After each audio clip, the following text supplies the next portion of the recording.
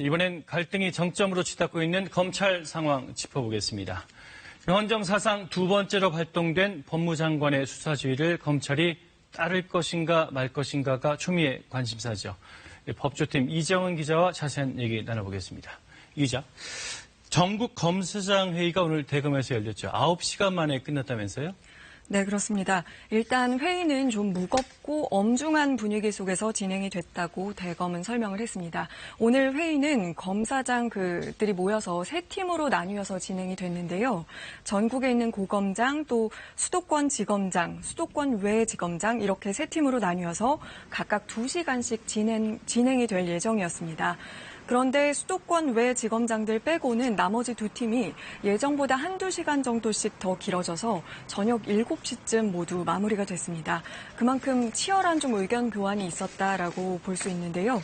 대검은 주말이나 다음 주 월요일까지 오늘 나온 의견들을 모아서 윤석열 검찰총장에게 보고를 할 것이라고 설명을 했습니다. 그럼 이 보고된 걸 토대로 윤 총장이 추 장관의 지휘를 수용을 할지 혹은 어떻게 대응을 해야 할지 등에 대해서 입장을 내놓을 걸로 보입니다. 윤 총장도 회의 참석했습니까? 예, 윤 총장은 고검장들이 모인 회의에는 참석을 했고요. 예. 또 그 이후에 지검장들이 모인 두 차례 회의에는 인사말만 전하고 참석하지 않았다고 대검은 인사말만 하고. 예, 그렇습니다. 인사말만 전하고 대검은 이제 참석하지 않았다라고 밝혔고요. 이 오늘 고검장 회의에는 검사장들이 모두 모였는데 고검장 회의에는 다 전원이 참석을 했고 지검장 회의에도 대부분이 참석을 한 것으로 알려졌습니다.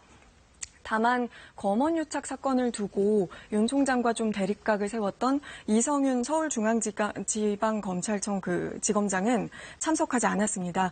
중앙지검은 이에 대해서 대검에서 이번 사건을 수사 중인 중앙지검이 참석하지 않는 게 좋겠다고 해서 참석을 하지 않았다라고 밝혔는데 이에 대해서 대검은 이성윤 지검장에 대한 배려였다라고 대응을 하기도 했습니다. 9시간이면 굉장히 긴 시간인데 그만큼 할 얘기가 많았다는 뜻입니까?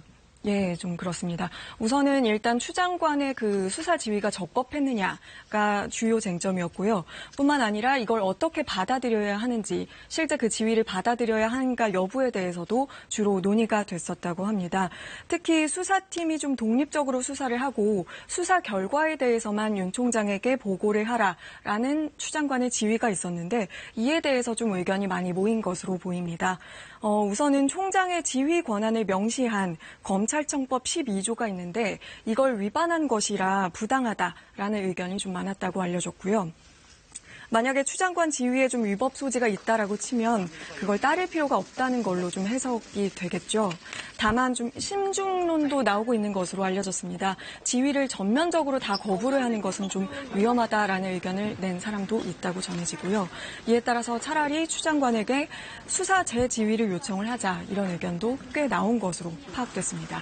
이 밖에도 윤 총장이 물러나서는 안 된다라는 그런 거취에 관한 이야기도 검사장들 사이에 오간 것으로 전해졌습니다. 예, 어쨌든 그 매듭은 윤 총장이 지어야 될 텐데 고민이 굉장히 많을 것 같아요. 결론이 언제 납니까? 네, 우선은 늦어도 월요일까지 이 내용들이 다 취합이 돼서 윤 총장에게 보고가 되면 다음 주 초쯤에 윤 총장이 좀 입장을 내놓지 않을까 보이는데요. 일단 오늘 법무부가 수사팀 교체 또 제3의 특임검사 주장에 대해서는 반대 입장을 명확히 밝혔습니다. 그만큼 윤 총장의 좀 운신의 폭은 좁아진 상태입니다. 그러나 오늘 검사장 회의를 통해서 명분을 좀 쌓은 만큼 윤 총장이 장관의 지휘를 그대로 수용할 가능성은 좀 낮아 보이고요. 만약에 윤 총장이 지휘를 일부라도 거부를 한다면 추 장관이 지시 불이행에 따른 후속 조치를 할 것으로 보입니다. 이 경우에는 총장의 거취 문제와도 이어질 수 있어서 윤 총장의 고심은 더 깊어질 것으로 보입니다. 이 기자, 잘 들었습니다. 네.